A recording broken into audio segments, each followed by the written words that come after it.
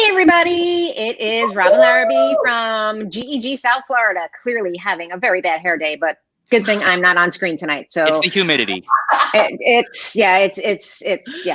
just is. Really happy to have everybody here today. We've got Nearpod joining us to tell us some more about Nearpod and also Flocabulary.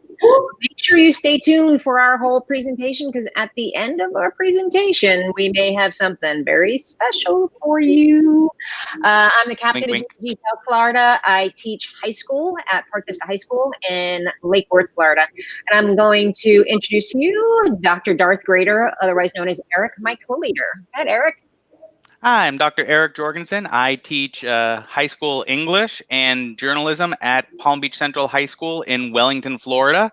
I'm very glad to be here. I'm going to pass it over to Dr. Stephanie Hunt. Hi, I'm Stephanie Hunt, and I am a Dean of Students at Carver Middle School, and I am the Share Captain for GEGSoFla. And here's Danielle. Ooh, let's bring it to Jody. All right, hi guys, I'm Jody Wolfthal, biology teacher at Forest Hill High School, and I am GEG South Florida's Empower Captain, and we're so excited to have you guys here. Danielle, you're up next. You got lucky because you go up this time. I know. What's up, party people? Danielle Clark here, Birdie K8, Boca Raton, Florida, teaching history and pre-IT. And I just have to give a huge shout out for the support we got last night with Bitmoji Classroom. For all of our GEG South Florida educators, we have been streamed over 2,000 times in 16 to 18-ish hours. And that's just incredible. So we are pumped. And I'm so excited to introduce these two guys. So for our Palm Beach School District, you guys are aware that Nearpod's been a little bit of ebb and flow with us lately. And so we could not be bringing this tag team duo at more of a better time. So we have Brett and Alfonso here from Nearpod. We are going to be doing some live lessons, and they are going to be taking us for like a VIP tour, which I'm really excited about. So fellas, take it away. All right. Good morning, everybody. Thanks, GEG South Florida, for having Brett and I. My name is Alfonso Gillette, former math educator from Ohio. So I'll be walking you all through the ins and outs of the Nearpod platform, and also showing you our new video integration that we have. So let me get my screen share going, and I'll pop. There we go.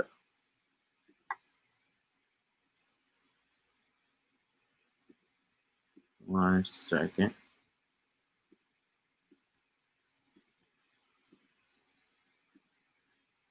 Screen share up. Give me a thumbs up, or is everybody good? People able to see the screen share? Yep, you're all set, Alfonso. All right, perfect. So thought I'd start from the foundation. Is what is Nearpod? It's an interactive presentation platform and has ready-made lessons and videos on there that teachers can use. So if you just popped open the website, here's what you see. Is starting out with our sliding bar of ready-made content that teachers can either search by subject, filter by standards, and find as well. And I'll also show you how you can create your own content from scratch. I'm sure we have a bunch of experienced educators on the line. You have those treasure trove of Google Slides that you've used that you know were successful throughout the years. So now I'm going to show you how Nearpod can transform those Google Slides and make those more interactive. So what I'm going to do is do a bit of a split screen, and then I'm going to walk you through a Nearpod presentation. If you could drop the join link into the chat for me, that would be helpful. And I'm going to model what a student would do as they join in on a Nearpod lesson. So if you are familiar with Nearpod, you'll know that you can just go to join.nearpod.com, enter in our code, and it'll take you to our synchronous lesson today. And I can also share this lesson code out via multiple different modalities so that people can either interact with my live presentation or my asynchronous presentation. I know you all are preparing for a multitude of modalities coming up in the next few weeks here. So for me, since I did the split screen, I'm just going to pop this link over here into my Chrome browser to join in on the Nearpod presentation today. So here on the left-hand side, this is my teacher dashboard, where I'm just going to be controlling so that you all can see both views simultaneously. And on the right-hand side, you'll see this is my Nearpod join link. So here for the student, is going to ask them to put in their name to join in onto the lesson. And I can see on my teacher view here, we got about 16 people and counting joining in on the lesson. So I got S_Moore_teach, Sue, Chris, Danielle, Danette, an educator, Heather. So I can see everybody joining in onto my presentation today. Thank you all for coming out and showing us some love on the webinar. On my student perspective, since this is a live session, you'll notice that as a student, I'm not able to advance forward or backwards through this presentation. What I can do, though, is actually take digital notes on the presentation and synchronize them to save in my OneDrive. So I'll give people a couple more seconds here to join in on the presentation. The join link is in the chat. As we wait on people to kind of get started, I wanted to just hear from you all. Share something with me that's been bringing you joy lately. I know as you get closer to the school year, it's very stressful. This whole time period has been stressful for everybody. So feel free to share with me, and I'll let you share anonymously. So on my teacher view, you'll notice that I can see who's saying what. Since I am projecting, I will hide the names. And you'll notice that on my student view, you all already can't see the names anyway, but as the teacher view, what I'm projecting, I can. I just hit them just so we can have, say, I see Danielle put, or somebody put Danielle's name. Danielle has been making people happy. So puppies, connecting with educators across the state, of course, family, friends, definitely using those crutches during this time. Beach walks, absolutely. If you're, I guess everybody's here is fortunate to be around the beach, being in South Florida. I'm actually in my home state of Ohio right now, so absolutely missing my balcony and the beach. And I see people doing the like board. What I don't see right now is nobody posted any images. So I see most people posted text, which you can actually do as a student. You can share via words or images. So I saw somebody said puppies. So I'm actually going to search puppies here. And let's put this, I'm not even sure what breed this one is, but you can drop that. You can also drop pictures into here as well. So just giving the students a variety of modalities to share. And this is one of Nearpod's staple features called the Collaborate board, where I'm just crowdsourcing some responses from you all. I want to hear from the group today. I also want to let you know, if anyone has any questions, feel free to go to the chat. I'll be reading through the chat and answering your questions as fast as I can here. Perfect. Thanks. So Brett will be answering questions into the chat. So I see a lot of people have animals, a lot of people enjoying the weather during this time. Just, yeah, really disconnecting and figuring out what's bringing us joy. As a quick check for prior check for knowledge, I want to understand a little bit about you all and your familiarity with the platform. So as this loads, it's going to populate a poll question for you.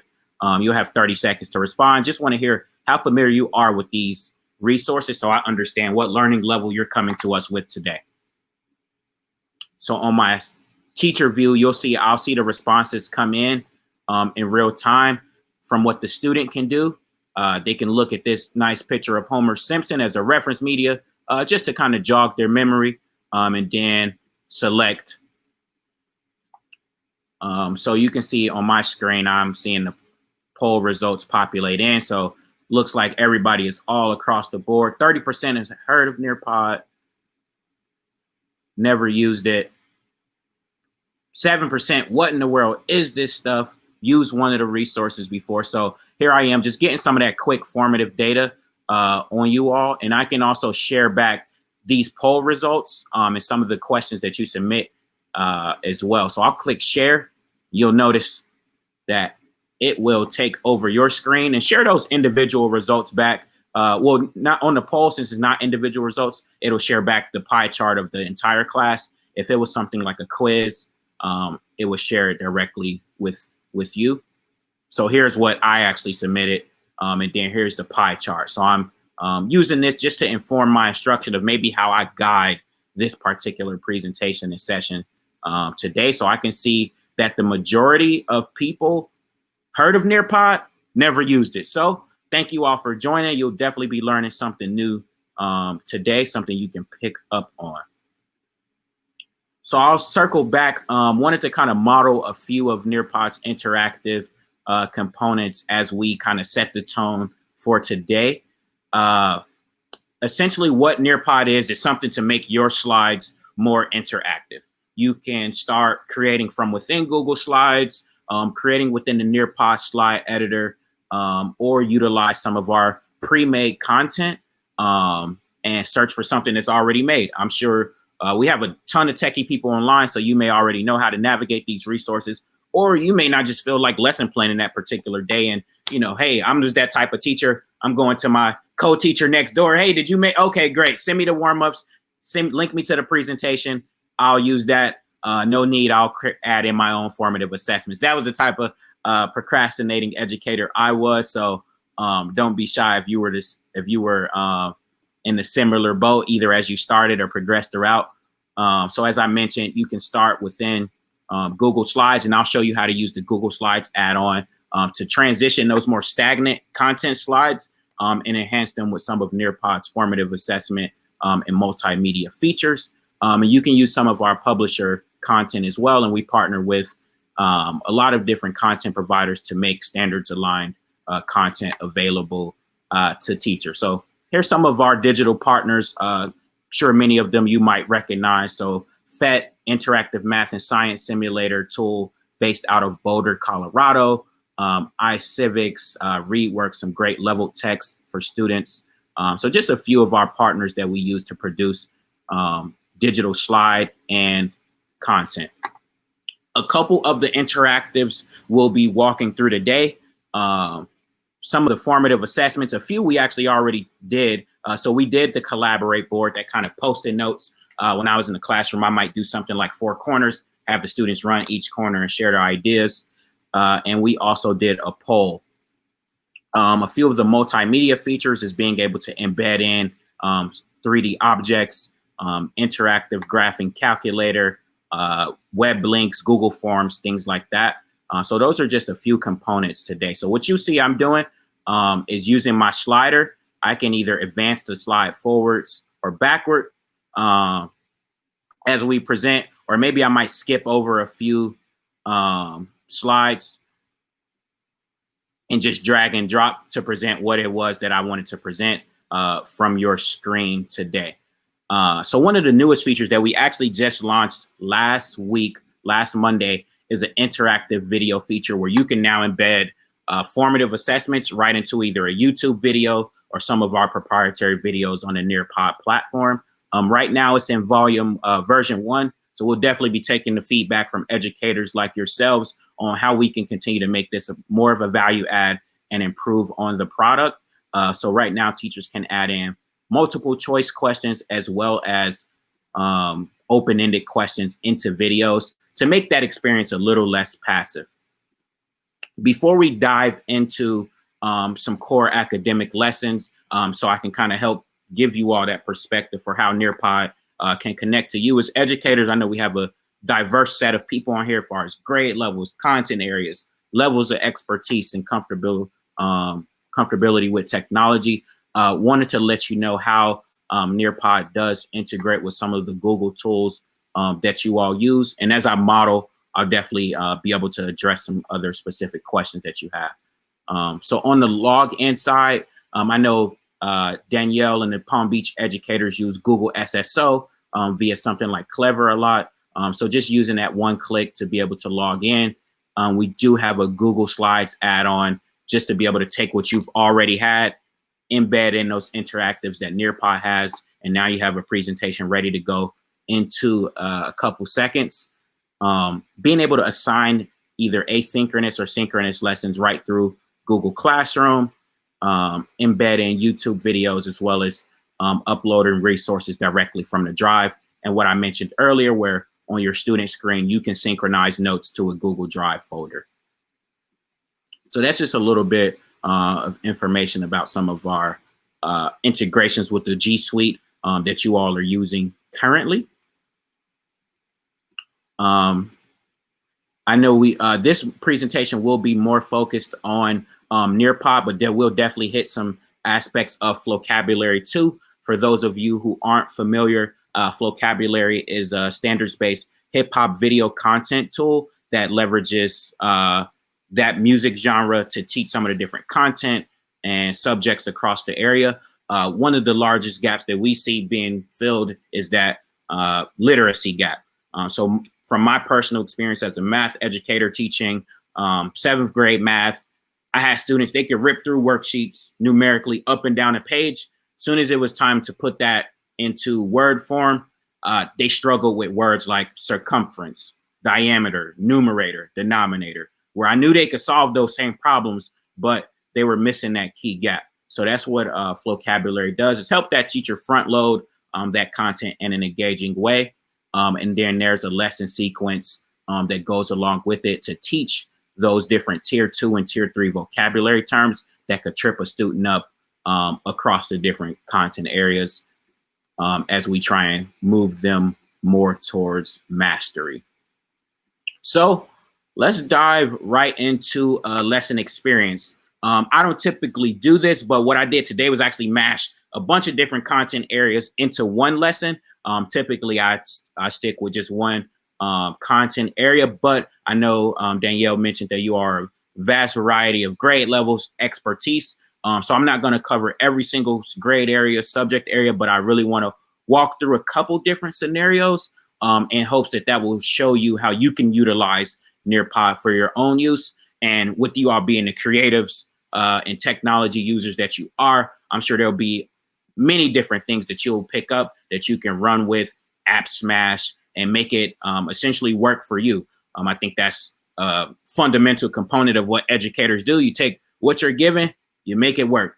You kick us all out of the schools, we got to go virtual. Okay, let me figure out what I need to do to make it work. So that's, I'm sure, how you all operate. So first wanted to start with the interactive. This is a middle school science lesson. Not actually going to be teaching you all anything new today, but just want to wrap these features into context for you into an academic sense. So as I go through this live lesson, first topic, motion and energy in the skate park.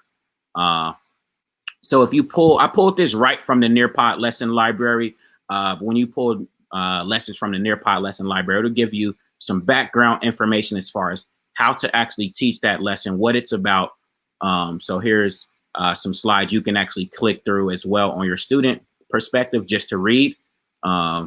So having some prior knowledge, maybe any materials that you might need or students might need during this lesson. So this is focused purely on the teacher. And then, of course, with our students, we want to make sure we're following some instructional framework as we look to transition them towards mastery. So that essential question today is, how can understanding kinematics help us predict the result of interactions between objects? So this just gives us a flow for today's lesson, understanding that 5E model here. So it's calling that instructional framework out for us. And then we'll dive into the actual topic. So I might want to start out this with a quick quiz just to access that prior knowledge. So as a ball falls from a cliff, its potential energy blank. So you can submit your responses there to me.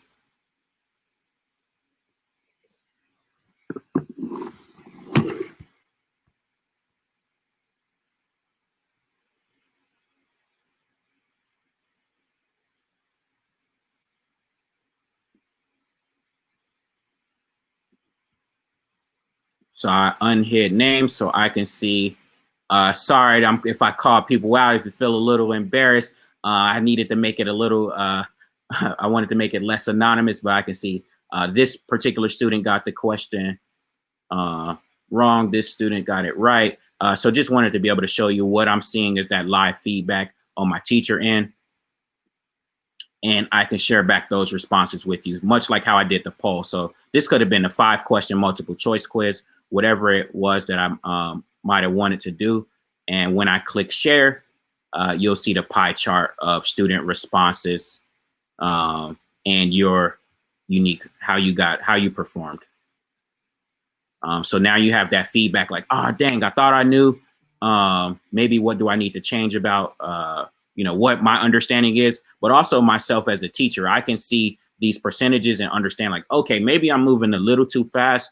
What do I need to go back to? What further checks for understanding might I need to ask my students? Maybe something that would be helpful for them is understanding how does this connect to their real world, real life scenario. So here we're going to go on a virtual tour of a skate park and just understand how does kinetic and potential energy interact in our everyday lives. So let's go on a quick field trip. So you'll notice I have my split screen set up, but both on the student and the teacher view. You can view these 360 images embedded right within Nearpod. So this is an external tool called 360 Cities that allows a teacher to just search either a noun or a particular location and embed in these different 360 images.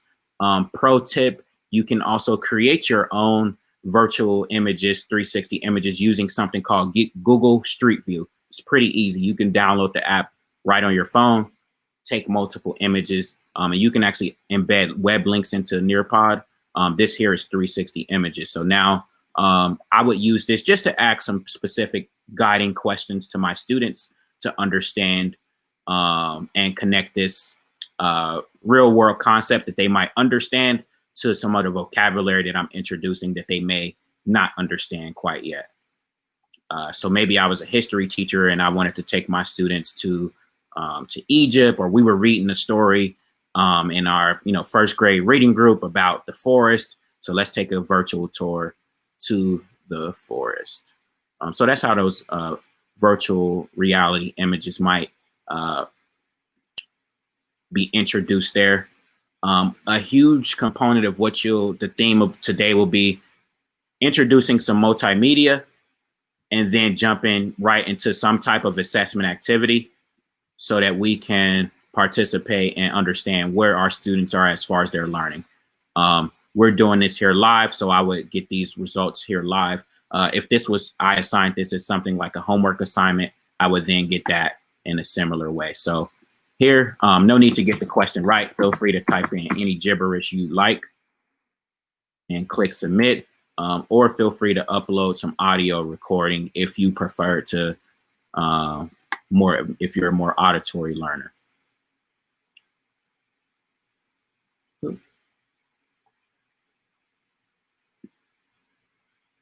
So I'll start getting those. So they'll probably take a second with me streaming to get these loaded in, but you'll see the responses start to populate for me. As a teacher, I can read what the students are saying, listen to some of these audio pieces. With audio, it works without it. With audio. So there's somebody submitted some audio for me, and you'll see that I can share back particular students' responses. Somebody said skateboarding is fun, field trips are fun. Again, you're seeing this because I'm screen sharing both my views, so you can see them simultaneously, but I can also share back these responses anonymously. So you'll see that on your view, you don't see who said what. So we can continue to have that safe and anonymous classroom discussion about particular student understanding without needing to out people or make them feel embarrassed. Of course, you'll always have those students that'll shout out, oh, that was me, or I know the answer. But that's what we're using technology for. We're using it to boost the communication that we can have with our students, boost that collaboration. So we welcome all of that to this environment. So that was just a quick think, pair, share. Of course, I can use these responses to drive that one-to-many discussion that I might have with my students. Furthermore, I might use that to continue to assess their knowledge. Going on next, I want to dive into a brief inquiry-based lab. So this will be a PhET simulation. So for you math and science people, this will be something very cool that I'm sure you may use already, or if you don't, you can use the web link, or if you're using Nearpod, you can embed these simulations right within. So this is just give us some quick hands-on experience in this modified environment that we'll be working in virtually. I'm sure if you're fortunate enough, you can mail all those beakers and everything to the students to have them do a lab. But here's a fun way just to at least get us to make some emphasis and some key observations about what's going on.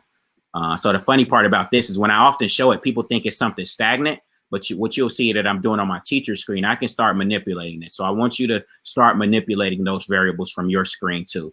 You know, changing the mass, maybe add in a pie chart or a bar graph. And what this is showing me, at least as a learner, is I'm already making some observations about what happens as I alter these different variables. How is energy impacted when the skater is at the top of this ramp versus the bottom? So this is here just in the context of kinetic and potential energy. There are ones for like fractions, multiplication, solar systems, things like that. Maybe I want to switch up the graph. And using this to continue, like I said, guide my discussion that I'm having with my students today, and use this as a inquiry-based activity that all students can participate in. So that concludes a little bit of the science portion. I'm going to change gears a bit, and this next lesson is I guess, more advanced history lesson that I'm going to go through about the Women's War of 1929. So this is a particular lesson we'll just learn a little bit about. Much like before, introducing what some of our essential questions are and some of those guiding questions, but wanted to put into context how you, as maybe a history teacher or something like that, might utilize those same features that I just used for that kinetic and potential energy lesson to do similar activities in this subject area. Some of the guiding questions for today: what were the effects of British colonial policy in Nigeria? What led to the Women's War of 1929, and how was it viewed from the perspective of Nigerian women and the British colonial government? So we might want to start out with giving our students some perspective on the timeline of this history. So here are the directions here. No need, but the main purpose of this is to show how students you can upload either a PDF or a background image and have students annotate right on the screen. So I can already see some people playing around and get some drawings coming in real time on my teacher view.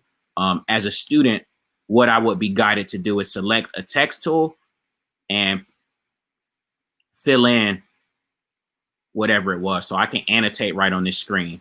I think this could have been like a KWL chart, maybe a math worksheet, anything like that. But like I said, giving students different modalities to be able to share information back with me. So I just did a poor scribble job.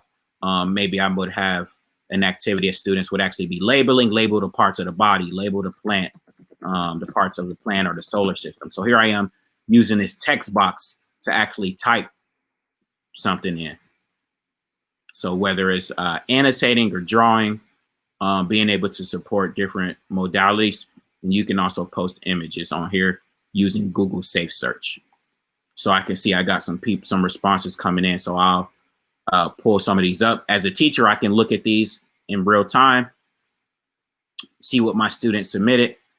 I'll submit my response too. I can see the drawings that are in progress.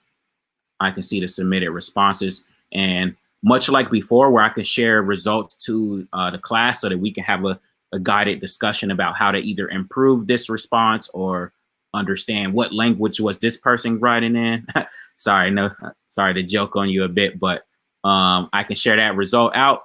You'll see it'll take over every student's screen. Now let's have a discussion about how we can improve this response, or maybe it was a very model response. Let's talk about why this response was much better than some of the others. From here, might take a look at our more content-heavy slide as we prepare to watch a video, do some guided analysis of this video. So it says, on the following slide, you will watch a video about the conditions in colonial Nigeria. As you watch, think about how British policies in colonial Nigeria set up conditions for the Women's War of 1929. So like I mentioned, you can embed URLs and videos right within Nearpod. This is a YouTube link. So it's asking me as a presenter, do I want this to play on all devices or this device only? Since everybody's in their own room, don't have to really worry about the audio issues, or maybe since I'm straying, I might want to play all devices. And what that'll do is allow you to play that YouTube video right at your own pace and watch it. So I can also present for the next 40 years from my teacher screen. I think one of the major benefits of this is that I didn't need to have my students go out and type in a YouTube link and things like that. And for most of these videos, the ads will be blocked too. So I just grabbed that right off YouTube, embedded it right into my lesson. Now you as a student can go and participate in that. So we already went through like what an open-ended question looks like in that format. I'm going to skip ahead just a little quickly and show you all some other interactives.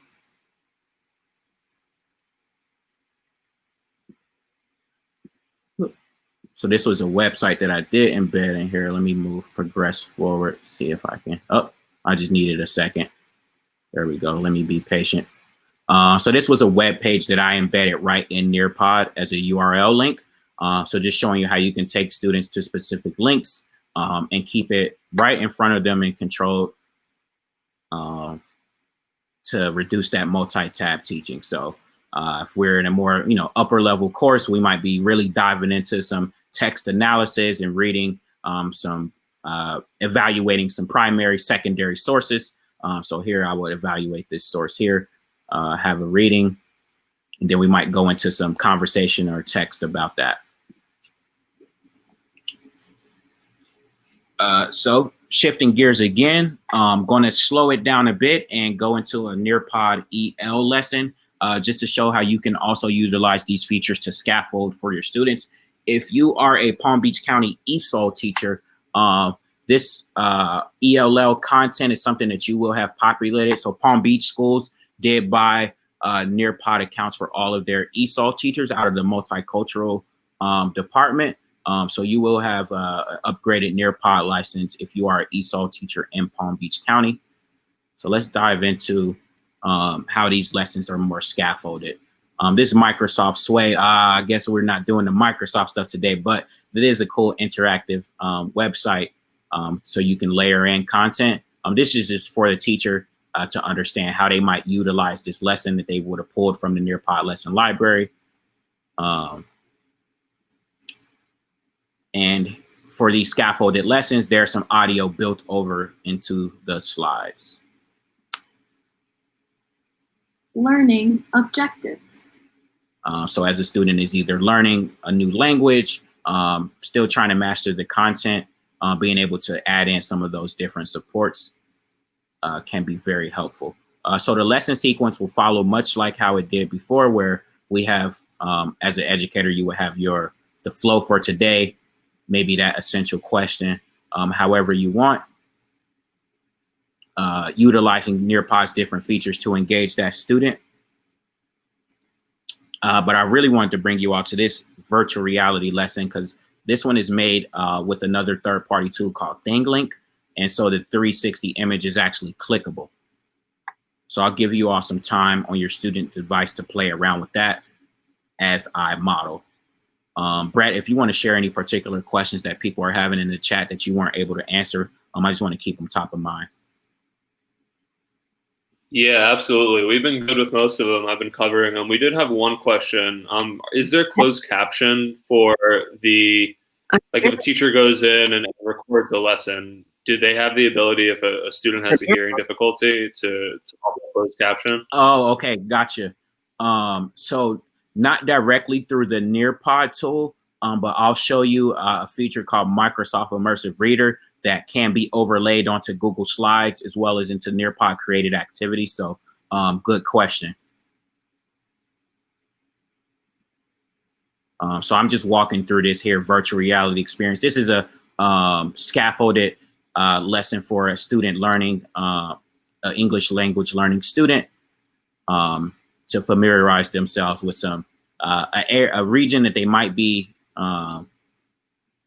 used to being, but not understanding the vocabulary in an American language. Delhi. So you'll see that it's clickable, and just trying to provide them some immersive supports.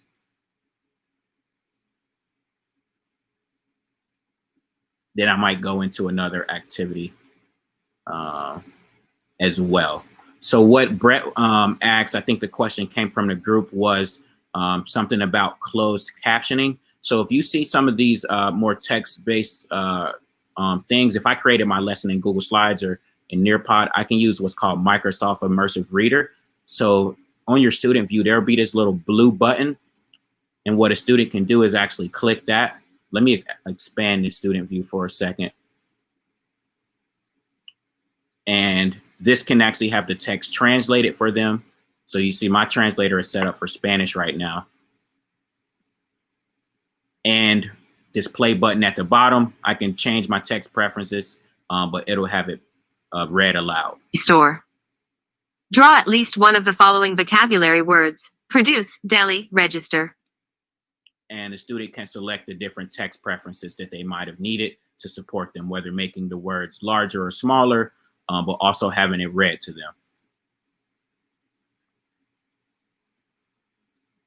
So not closed captioning directly through Nearpod, but there is that third-party integration with Microsoft Immersive Reader that you can overlay onto your slides, as well as those different responses. So I see some people participating in the draw it. Maybe I might have you complete this fill in a blank activity where it's just a simple drag and drop.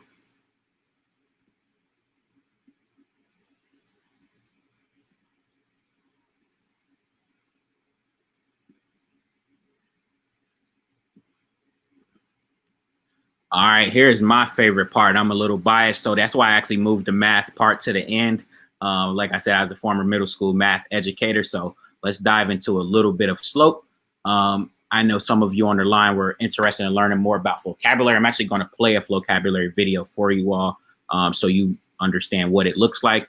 And from that point, I'll start diving into the back end of Nearpod after we play a gamified activity.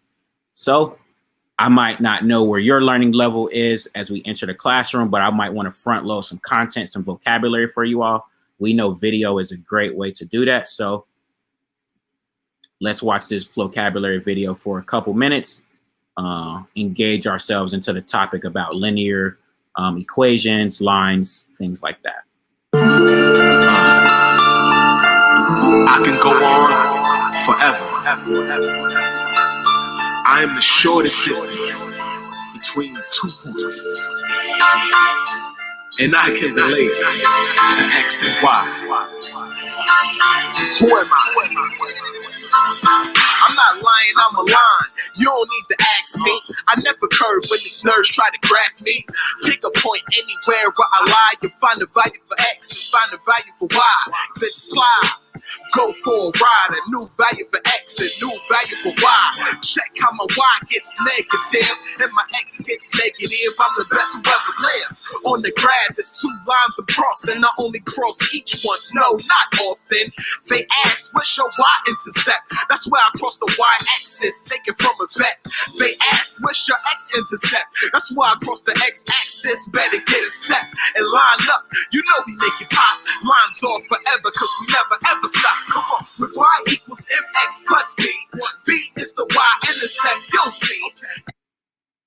So I'll pause there. We won't finish the video. I can't see you all, so hopefully you all were bopping around with me, enjoying that as well. But Flocabulary, like I said, is a standard-based video platform that uses a genre of music, hip-hop, to teach the different content across the vocabulary, across the content areas, to make it engaging and academic and keeping it rigorous for students. We know hip-hop to be one of the largestly streamed genres of music across the world, and a huge voice for our students to express themselves. So repurposing it a bit for teachers' use.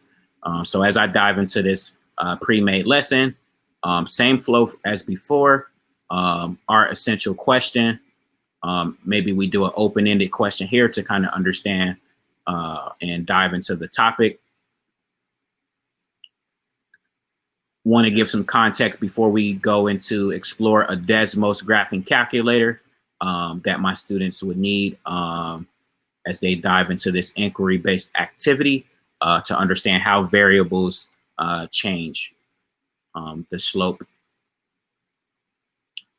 So what you see loading on the screen is actually an interactive graphing calculator. So on the student side, you will manipulate it. I'll model from my teacher side, but this is just giving them an opportunity to be hands-on. And I believe that the Desmos graphing calculator, correct me if I'm wrong, is what the students use on the FSAs. So giving the student that opportunity to kind of manipulate, and as I may ask them some guided questions about what they see when they increase the M, when they decrease the M in that variable, changing these different aspects. So this is something that maybe more the middle school, high school students would leverage. And from there, we may do something like a matching game to understand if they can recognize different types of graphs and how this variable transformed that line. So we'll do a matching game. This could have been image to image or text to text. You can create your own. There are ones embedded into lessons already. And I'll go into the whole creation side after this part. So feel free to just click and click.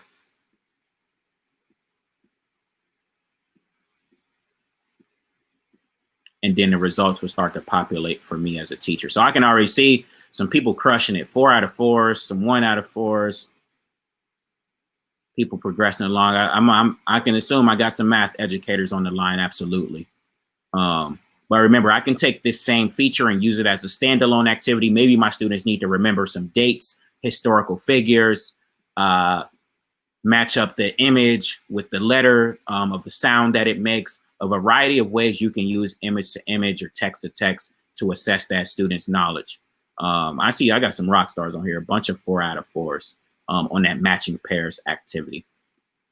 So I can view what the correct responses were. So actually I could have cheated myself, but honesty is the best policy. Let's say if I thought you all weren't progressing how you thought, I might add an activity on the fly, like a true and false.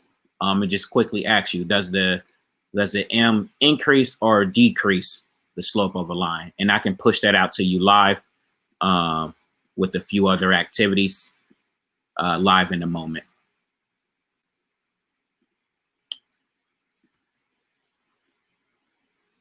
This next activity is called Time to Climb. Just a fun way to maybe wrap up a lesson or do some reteaching. It's an activity that is based on accuracy and speed. So I'll go with, let's see, the space theme today. Let me show student responses on this, and you'll select the avatar and we'll race these questions. I believe they're like some Florida history questions. So we'll see who's really from Florida and who isn't. So I'll give you all a few seconds to join in. I unhid names so that we could all see each other. So we got about 70 people connected and growing. So I'll give you all about 40 seconds to get logged in here to our Time to Climb. And I think, as Danielle said earlier, there'll probably be some prizes for you all that you'll be getting once you fill out the feedback form for them. So I'll model here on my student side. It's asking me, this is what you all see. Select the character. And then once I'm ready, I'll start. All right, about 10 more seconds.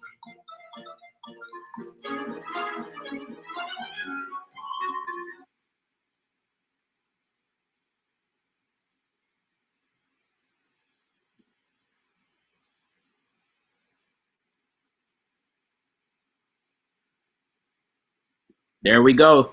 Remember, speed and accuracy.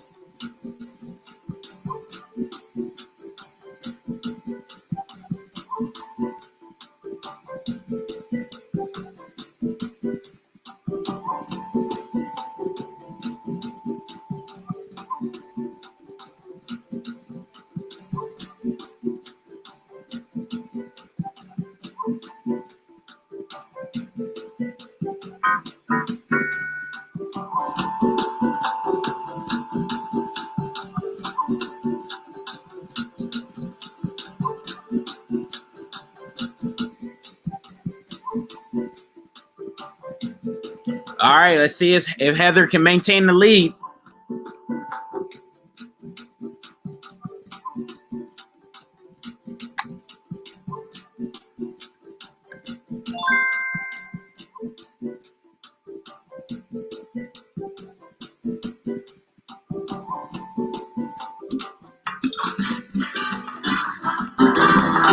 All right, shout out to our top 3, Heather, Trisha, and Lindsay.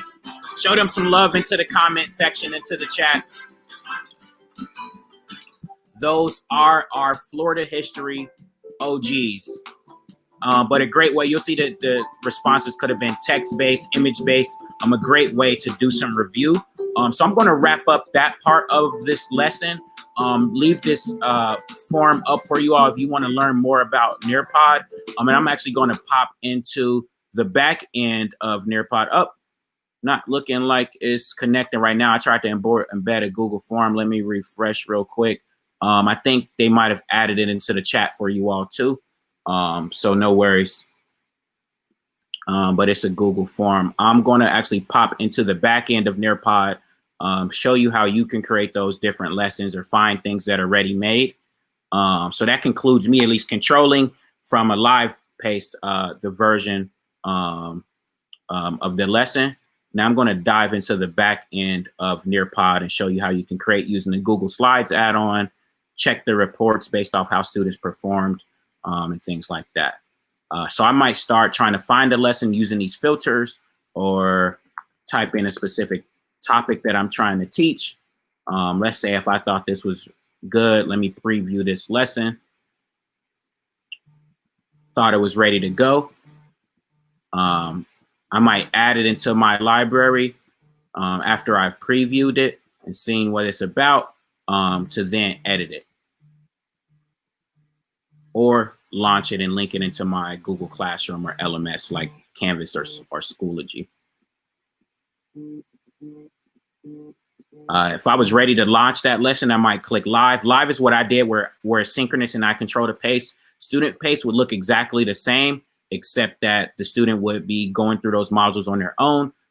So you might link that into your Google Classroom, give them about a week to complete the assignment or however long you wanted to give them, and then assign them that code or add that link into the Google Classroom to participate in the lesson. So a few ways you can launch a Nearpod lesson. I'll go into my library. So here's my library of lessons that I did. This was actually the lesson that I launched with you all today. I can launch those lessons starting in Zoom. Maybe if I was creating my presentations for the week, I might want to go and share that with my co-teacher so I can give them a link that they can duplicate and use, add in their own assessments and multimedia. Or maybe let's see how we performed on this lesson today. I might go into the reports because I want to use some of those activities that we did for grading. So I'll click in here. I know this is our lesson because it has my timestamp that I can change to actually name this lesson. And we had about 76 people logged in here. So we'll have a lot of formative assessment data that we can review. So high level, I can see how everyone was participating. Esmore Teach, myself, Amir, ton of people looking at what they participated on.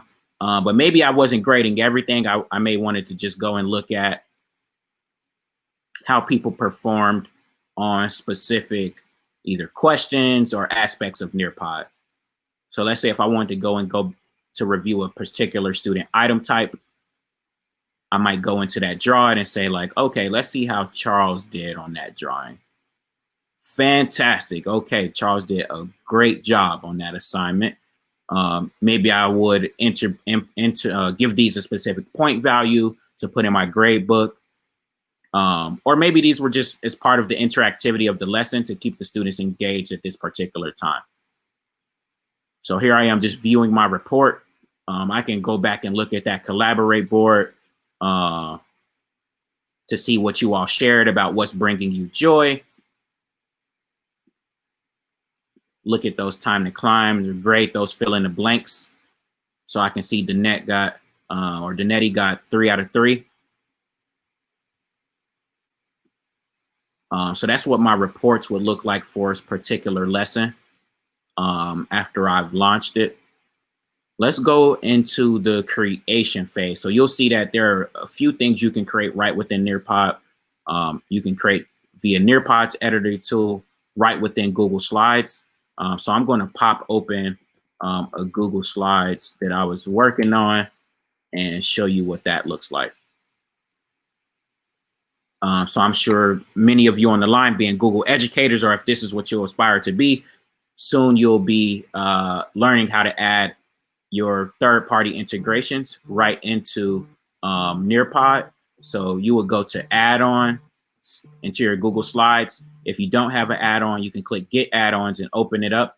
I already have Nearpod loaded, so I would just click Open Nearpod, and now I can take my more stagnant slides, which would like this introduction slide, content heavy, and add in these more Nearpod components. So this is probably what my Google Slides would have looked like originally.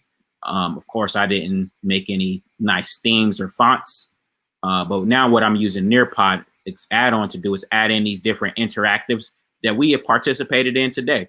So let's say after my intro slide, I wanted to add in a poll or a quiz. I might go and select to do so, or whatever it might have been. So let's do this quiz. I would select quiz, and then I would create my quiz from scratch.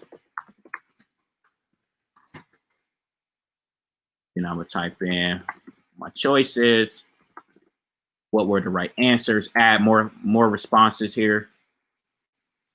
Maybe I want to add in a timer so my students didn't spend all day on that particular question. And I could also add in these different pieces of reference media to support my students with answering that question. So I might upload a recording of my voice. Maybe I was a language teacher, or maybe I'll just add an image to support my students as they answer this question. Once I'm done, I would click Save. And now you'll see those different interactive slides embedded into my Google Slides. So you'll see this quiz will load. So that was my intro slide. I'll have a quiz populate right after there. I already added in a vocabulary video. So I'm pretty much searching for what I want to add in. So if I want to add in the graphing calculator or a collaborate board or find a virtual reality tour, that's what I would do. So on a school level, if your school has Nearpod and Flocabulary, you can embed any vocabulary video into your Google Slides. So you can search those, or just add in a web link to like a YouTube video, a Google form, or a hyperdoc. So you can add in external web content into Nearpod, like when we viewed those articles.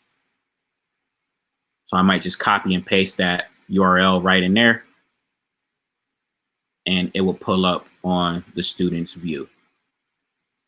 So this is what the Nearpod add-on would allow, through Google Slides would allow. So you can create your account right now, start tinkering around with the Google Slides add-on. Once you're ready to go, you made those few small tweaks, you would click Save and go to Nearpod. And what I like to tell people is that, you know, at its foundation, Nearpod is a presentation platform.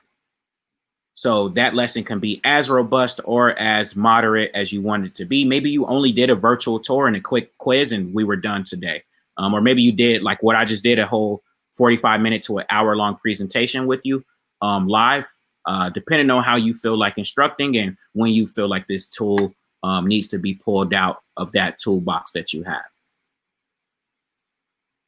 And now you'll see I can launch this Google Slides. So it just took a couple seconds for me to edit, a couple seconds for me to get it ready and maybe load it up into my Google Classroom.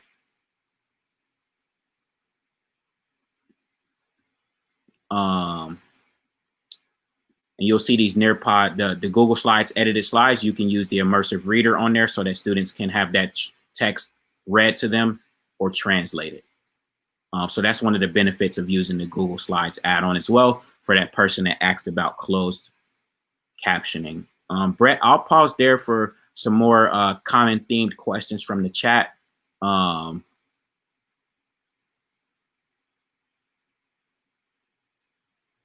Yeah, I think we're good. We're reviewing all the questions here. I think we're all up to date. I guess the only thing you might want to mention is the doc, and then what you would receive if you go ahead and fill that doc out. Repeat that. Just the information on the doc. We can have the admin here throw the doc back in so we can gather some information and see if we can get some some folks that gift we have to offer here. Okay. Yeah, perfect. So yeah, you can drop that link back in there. And that's for any follow-up questions. If you want to explore Nearpod further, set up a demo or something for your campus, feel free to let us know how you want us to follow up with you. As I wrap up, I did want to show you all this feature that we just launched last Monday. Some of you might be privy to it, some of you might not, but I'll walk you through. It's where you can pretty much add videos, add formative assessments into a video. So I'll walk you through what the student paced version looks like, and then show you what it would look like as far as creation. So Danielle and the team, I'll probably be done here in about 4 minutes, just as a time check.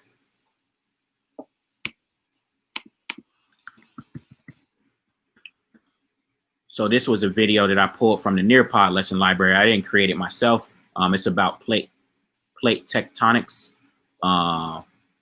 So I'll walk through this on my view.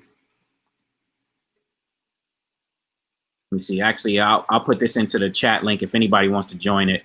Student pace and complete it.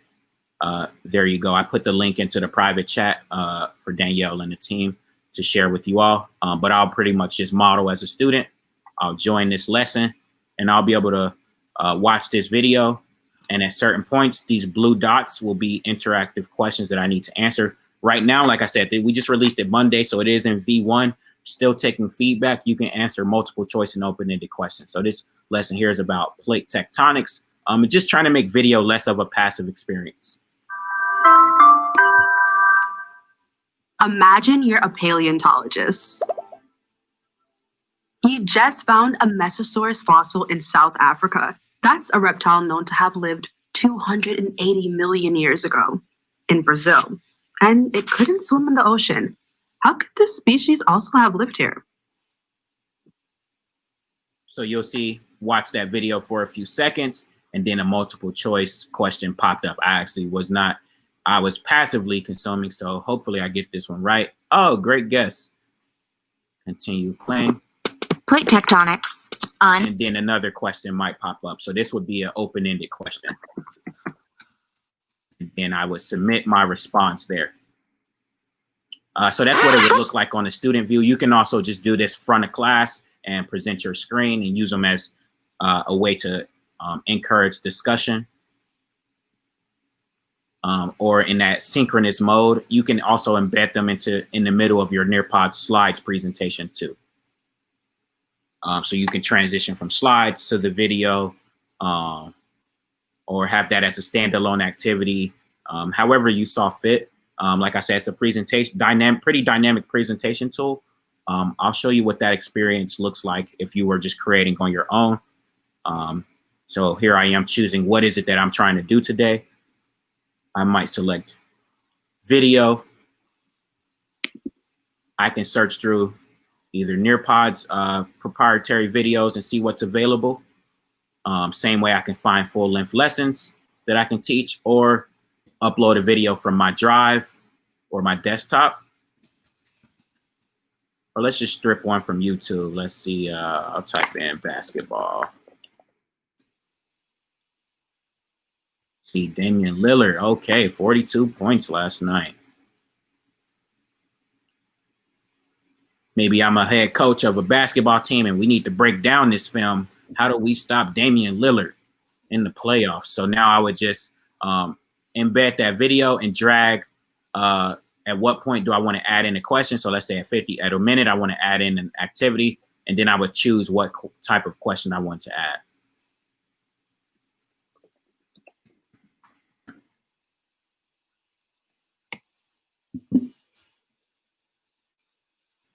So you'll see that is embedded there. Now I may want to drag it somewhere else, or I might be done with it. Then I might want to add a new activity. Let's say at the end, we did a final exit ticket, quick multiple choice question. So that's how you can add activities into videos pretty quickly, and then you would save it. And that same experience that we just walked through, we can do that live synchronously, where the teacher would control the pace and get students' heads out of devices, or if it's a homework assignment or something independently, where a student would do that on their own. So Nearpod's video tool that we just embedded into the platform and released last Monday. A lot of other things that I can show you, but what I do suggest is if you are in a Nearpod account, we have an amazing teacher resources page and blog where you can find a ton of live or on-demand webinars. So if you look at our live webinar schedule, you can scroll through there, see what we have coming up, find some on-demand things as well, whether you're going teaching with Flocabulary, teaching with Nearpod, and the like. So I think that concludes my portion of this. I will stop sharing so that Danielle and the GEG team can share some other important updates and information with you all. Look forward to hear the feedback. Hope you all learned something new and that was engaging for the team. It was great. It was awesome. Good. Really, That was really awesome. good. I'm freaking out. I need a cup of water real quick. Oh my gosh. Well, stop talking. We asked for VIP and you gave us VIP. That was incredible. Yes, definitely. Really, really useful. And I like that, as everybody can see, like you can use it across curriculum. I mean, there's nothing that isn't hit. Yeah. It's fabulous. It's awesome. All right. Can I do it, Robin? That's up to you and them. All right. All you, Danielle. Everybody that was here today, if you fill out our feedback form, Nearpod graciously gave us 3 months of gold access for free for everybody on here. Woo! So you don't have to purchase it. You get to use 3 months of gold access to see all of these really awesome tools that Alfonso and Brett have shared with us today. And hopefully you can go back to your principals and talk about how useful this tool is for you guys. And no matter where you are, you can bring this to your kids, and it is going to be such an immersive experience. And we are just so excited to bring that to you. So fellas, this was absolutely priceless. Thank you, thank you, thank you. Yes, thank you. Happy to be here. Yeah, thanks for having us. Bye. This is awesome. Okay, bye. Take care, everybody. Yeah, have a good one, everyone.